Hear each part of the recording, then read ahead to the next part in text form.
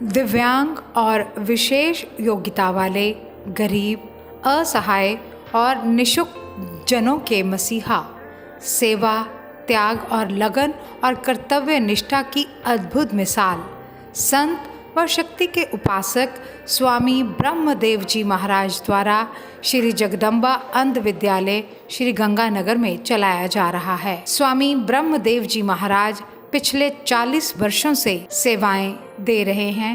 वो समाज कल्याण के लिए काम कर रहे हैं, खासकर दिव्यांग बच्चों के लिए। उनके द्वारा Shri Jagdamba teacher training centre for visually handicapped, Shri Jagdamba teacher training centre for hearing impaired, Shri Jagdamba विकलांग पुनर्वास केंद्र व श्री जगदम्बा लाइब्रेरी चलाई जा रही है। आज हमारी टीम ने स्वामी जी से बातचीत की। उन्होंने बताया कि यहाँ से बहुत सारे विद्यार्थी, चाहे वो नेत्रहीन हो या गूंगे या बहरे हो, शिक्षा प्राप्त कर कर अपने जीवन को अपने दम पर चला रहे हैं और बहुत सफल जीवन व्यतीत कर रहे हैं। यहाँ पर श्री जगदम्बा धर्मार्थ नेत्र चिकित्सालय भी है, जहाँ पर नेत्रहीन बच्चों का इलाज किया जाता है। स्वामी ब्रह्मदेव जी महाराज ने लोगों से अपील करी कि वे सब इस कोरोना महामारी से बचने के लिए वैक्सीन का प्रयोग ज़रूर करें और वो वैक्सीन अवश्य लगवाएं। आइए करते हैं बात स्वामी ब्रह्मदेव जी महाराज के साथ।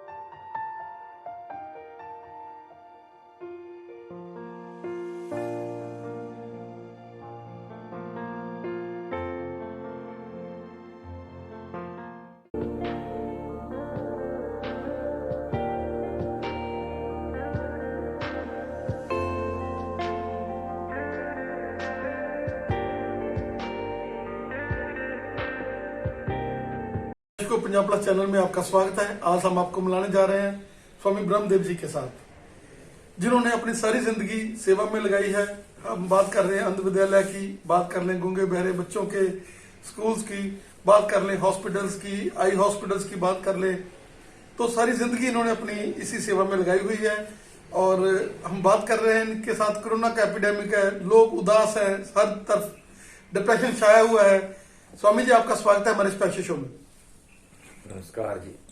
स्वामी जी, जिस तरीके से हम देख रहे हैं कि दिन ब दिन जो है हालात और बिगड़ते जा रहे हैं और कोरोना का प्रकोप बढ़ रहा है, बिजनेस जो है सारे बंद हो रहे हैं और उदासी जो है, क्योंकि लोग पैसे की बात नहीं है लेकिन ऑब्जर्वेशन की बात होती है कि जब ऑब्जर्व रहते हैं, किसी काम में लगे रहते हैं तो उनका मन लगता है, लेकिन फ्री में बैठकर उनके मन को मतलब हर बंदा जो है वो एक डिप्रेशन में जा रहा है। क्या कहना चाहिए? सर्वे भवन्तु सुखिनः, सर्वे सन्तु निरामया, सर्वे भद्राणि पश्यन्तु, मां कश्चित् दुख भाग भवेत्। ओम शांति शांति शांति। पहले तो मैं पूरे भारतवासियों को प्रणाम करता हूं और सबको एक बात मैं अवश्य कहना चाहूंगा कि ये जो कोरोना महामारी, इतना बड़ा भयंकर समय, प्राकृतिक आपदा हमारे भारतवर्ष के ऊपर ने पूरे संसार के ऊपर आ पड़ी है, इसका मुकाबला संसार का हर बच्चा, हर विज्ञान का हर डॉक्टर, सभी लोग कर रहे हैं। सज्जनों, किसी भी समस्या का हल घबराना नहीं है। हर समस्या हौसले से दूर होती है, इसलिए अपने हौसले बुलंद रखें, अपनी सोच को पॉजिटिव रखें, सकारात्मक सोच रखें, नकारात्मक विचार मन में कभी आने न दें। पहले भी ये लहर आई थी, उसको भी हमने हराया सबने मिलजुल करके, परंतु जब किसी इतने बड़े शत्रु को हराना हो तो उसके लिए तैयारी बड़ी जरूरी है। इसलिए मास्क लगा करके रहना ये हमारे चेहरे का कवच है। जैसे पहले योद्धा जब निकलता था तो छाती को बचाने के लिए कवच लगा करके निकलता था, अपने गोडे अपने शरीर को बचाता था, सिर को बचाने के लिए शिरोत्राण लगा के निकलता था। अब ये ऐसा गुप्त शत्रु है, इससे बचने के लिए सबसे बड़ा हमारे पास कवच जो है वो है मास्क। मास्क लगा के रखें और थोड़ी दूरी बढ़ा करके रखें, बहुत बड़े रश और भीड़ में ना जाएं, और तली हुई चीजें, ठंडी चीजें, इनसे बिल्कुल परहेज रखें। और दूसरा ये है कि इस समय जो हमारे वैक्सीन लगा रही है सरकार अपनी तरफ से, वो वैक्सीन का टीका जरूर लगवाएं। ये बड़ी भारी सुरक्षा करने वाली चीज है और सुरक्षित भी है, इसलिए वैक्सीन से घबराए नहीं। पहले लोगों ने इसके लिए बड़ा मिथ्या प्रचार किया कि वैक्सीन से ये होता है। वैक्सीन मैंने भी दोनों टीके लगवा रखे हैं, कोई घबराने वाली बात नहीं है। वैक्सीन आपको सुरक्षा देगी, सरकार आपकी सुरक्षा के लिए तत्पर है। हमारे विज्ञान का, हमारे डॉक्टर आपका जीवन बचाने के लिए 24 घंटे तैयार बैठे हैं, सुरक्षा कर्मी तैयार बैठे हैं। अब देखिए थोड़ी सी ऑक्सीजन की कमी आई तो हमारा क्या एयर, क्या पानी वाले जहाज, क्या टैंकर, क्या रेलगाड़ियां, सब सरकार ने हमारी सेवा के लिए लगा दी हैं। तो सज्जनों, इस सेवा का लाभ उठाएं। जैसे सरकार हमारे लिए कर रही है, हम भी थोड़ा बहुत सरकार का अपनी तरफ से सहयोग दें। सहयोग यही है कि डिस्टेंस बढ़ा के रखें, भीड़ ज्यादा ना करें। हाँ, जहां तक व्यापार की बात है, पिछले साल भी लोगों का बहुत नुकसान हुआ, अब भी बहुत नुकसान हुआ है।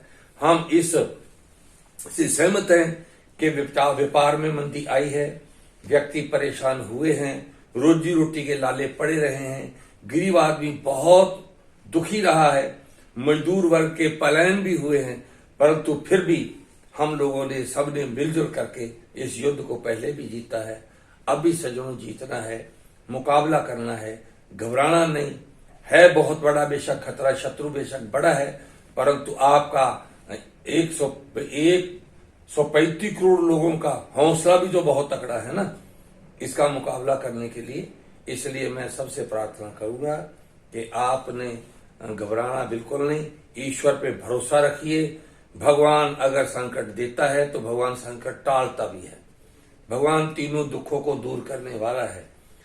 तो इसलिए आप इस महामारी से घबराएं ना, अपने हौसले से काम करें, परहेज रखें, ठंडा पीने से बचें, बर्फ वाला पानी कम पिए, गर्म पानी पिए। जब भी चाय वगैरह पिए उसमें बड़ी इलायची है, उसमें तुलसी के पत्ते हैं, ये जरूर डालते रहें। कभी कभी भाप भी ले लिया करें, और वैक्सीन का टीका नहीं लगाया वो भी जरूर लगाएं। और कभी थोड़ा बहुत कोई ऐसा संदेह हो तो डॉक्टर को अवश्य दिखाएं, अपना इलाज जरूर करवाएं। बहुत बहुत धन्यवाद। स्वामी जी, जो सेवा एक छोटे से स्थान से आपने शुरू की और जिसमें गूंगे बहरे बच्चे आज, और ये वर्ल्ड का जो है नंबर 1 सेंटर बन चुका है गूंगे बहरे बच्चों के लिए। क्योंकि आमतौर पर लोग जो है गूंगे बहरे बच्चों को जब वो घर पे हो जाते हैं तो वो मतलब थोड़ा सा उनका माइंड सेटअप उस तरह का नहीं रहता। लेकिन जिस तरीके से यहाँ पर परवरिश है, यहाँ पर पढ़ाई है, जिस तरीके से यहाँ पर हैंडलिंग है उन बच्चों की, क्या कहना चाहेंगे कि वो बच्चे ऐसे लगते हैं कि वो आम नॉर्मल बच्चों से भी ज्यादा बढ़िया यहाँ दिखाई देते हैं? क्या कहना चाहेंगे? देखो, परमात्मा की सृष्टि में किसी चीज की कमी नहीं है। ईश्वर ये एक तरफ से कमी देता है तो दूसरी तरफ से उस जीव को सहारा भी देता है। इसलिए व्यक्ति कोई भी किसी के लिए काम नहीं करता, ये ईश्वर की कृपा से ही सब कुछ होता है और ईश्वर ही प्रेरणा देता है। अपने तो सिर्फ यश लेना है। भगवान कृष्ण ने कहा था, अर्जुन ये काम तो मेरा किया पड़ा है, पर तुम तो सिर्फ लगन से काम कर, तू तो अपना यश लेना तो ले ले। इसलिए ईश्वरीय काम है। जहां तक बच्चों की बात है, बच्चा किसी के घर में भी गूंगा बहरा, जहां बच्चा ब्लाइंड पैदा होता है या विकलांग बच्चा पैदा होता है, मेंटली रिटार्ड बच्चा पैदा होता है, बच्चा पोलियो वाला पैदा होता है, घर में समस्या तो बहुत आती है। परंतु समाज के लोगों ने, दानवीरों ने अच्छी सोच वाले लोगों ने अपने एक दूसरे का सहयोग करने के लिए विद्यालयों की स्थापना की है, हॉस्पिटलों की स्थापना की है। तो हर व्यक्ति अपनी तरह से किसी न किसी सेवा में लगा हुआ है और ये भी ईश्वर की कृपा है। हमें भी परमात्मा ने प्रेरणा दी कि आप भी इस क्षेत्र में आइए। आप लोगों ने बहुत बड़ा सहयोग दिया। श्री गंगानगर के दानवीरों ने उतना उत्साह दिया हमें कि उत्साह को देख करके ही अपने लोग इस काम में लगे रहे।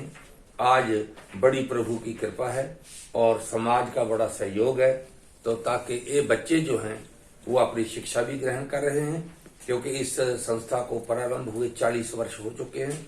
40 वर्षों में बहुत बच्चे निकले और जो बच्चे निकले कोई किसी सरकारी सर्विस में है, कोई प्राइवेट सर्विस में है, कोई अपना व्यापार खोल करके बैठा है।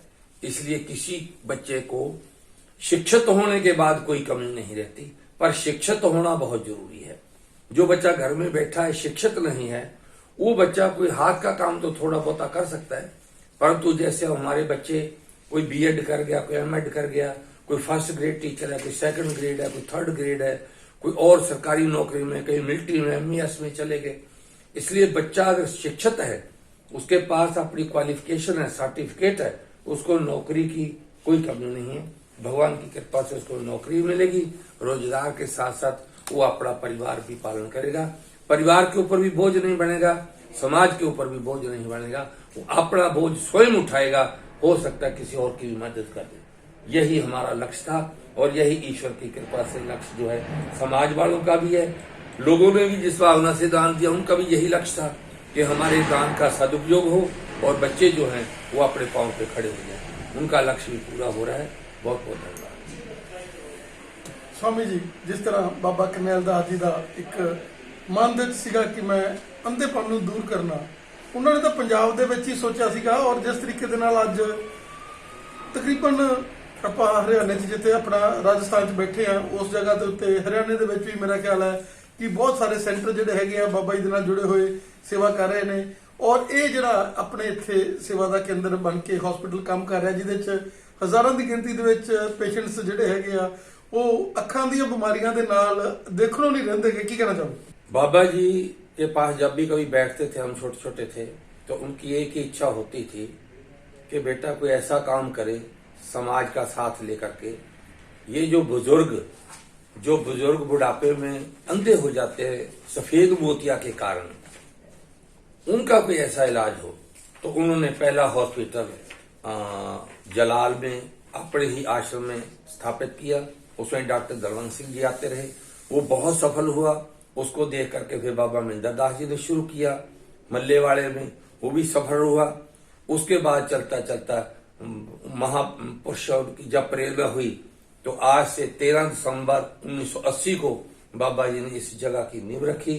उनकी ये इच्छा थी कि यहाँ भी आई हॉस्पिटल बने। तो उनकी प्रेरणा से, उनके आशीर्वाद से डॉक्टर दलवंत सिंह जी ने यहाँ कैंप लगाए। उन कैंपों से उत्साहित होकर के हमने भी यहाँ श्री गंगानगर के दानवीरों से बातचीत करके सोचा और विचार विमर्श किया कि यहाँ भी एक आई हॉस्पिटल बनना चाहिए। तो लोगों ने बड़ा उत्साह दिया। इसमें भी आई हॉस्पिटल तैयार हो गया। उसमें डॉक्टर दलवंत सिंह जी भी आते रहे। बाद में अमृतसर वाले डॉक्टर माननीय दलजीत सिंह जी यहाँ आते रहे और अच्छा डॉक्टर नागपाल साहब भी अहमदाबाद वाले आते रहे।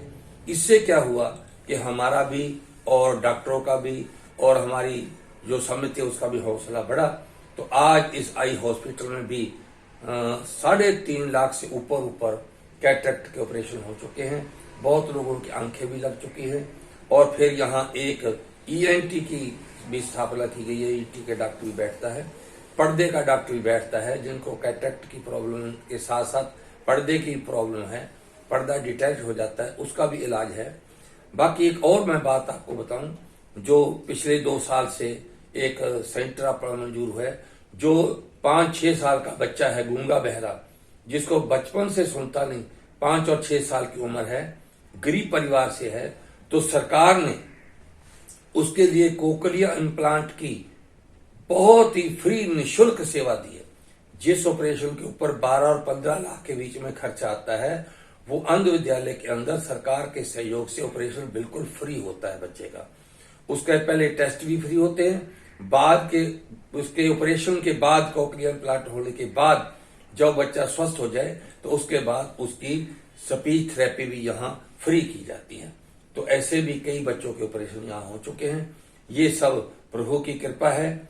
यहाँ सभी दिव्यांग बच्चे, हर प्रकार का दिव्यांग बच्चा, जैसे कि हम कहेंगे ब्लाइंड बच्चा है, डेफ बच्चा है, या कोक्लियर इम्प्लांट लगा के कामयाब होने वाला बच्चा है, या कैटरेक्ट वाले बुजुर्ग हैं, कोई भी बच्चा है, सबके लिए जो ये इलाज की सुविधा है ना, ये गुरु महाराज का आशीर्वाद, माँ जगदम्बा की पूर्ण कृपा, क्योंकि जगदम्बा का ही यहाँ दिव्य मंदिर था। मंदिर के नाम से ही श्री जगदम्बा अंध विद्यालय की नींव रखी, बाबा जी ने नींव रखी, और माँ जगदम्बा ने ऐसी कृपा की अन्नपूर्णा ने कि आज सारी संस्था जगदम्बा अंध विद्यालय, श्री जगदम्बा मुखबद्र विद्यालय, श्री जगदम्बा डीएड और बीएड सेंटर, यहाँ कॉलेज भी बन गया है। बच्चे डिप्लोमा भी कर सकते हैं, स्पेशल एजुकेशन में डिग्री भी कर सकते हैं, बीएड भी कर सकते हैं। तो कोक्लियर इम्प्लांट का सेंटर भी यहाँ मंजूर हो गया, कैटरेक्ट का भी है, फिर पर्दे की बीमारियों का भी है। इस प्रकार हर प्रकार की सेवा, माँ जगदम्बा की कृपा, बुजुर्गों का आशीर्वाद और जनता का सहयोग, इससे ये कार्य सफलतापूर्वक चल रहा है। मैं सभी दानवीरों का और ऋषि गर्ग जी आपका भी बहुत धन्यवाद करता हूँ, जिन्होंने समय निकाला पंजाब से आकर के यहाँ, और अपना पंजाब प्लस टीवी जो आपने प्रारंभ किया है उसके लिए मैं आपको बधाई देता हूँ कि आपने गंगानगर को भी जोड़ा है। हमारा श्री गंगानगर महाराजा गंगा सिंह की धरती है। यहाँ पहला गंग किनाल महाराज जी लेकर के आए। महाराज गंगा सिंह के कारण आज ये गंगानगर जो रेत के धोरों का शहर था, आज वो हरा भरा शहर बना हुआ है। लोग मौज करते हैं और महाराज गंगा सिंह को आशीर्वाद देते हैं कि ऐसे राजे धरती पर आते रहें, ऐसे लोगों का जन्म होता रहे, और लोगों के लिए हरियाली और लोगों के लिए नाना प्रकार की सुविधा देते रहे। ऋषि जी बहुत बहुत आपका धन्यवाद। हम भी धन्यवाद आपका बहुत बहुत।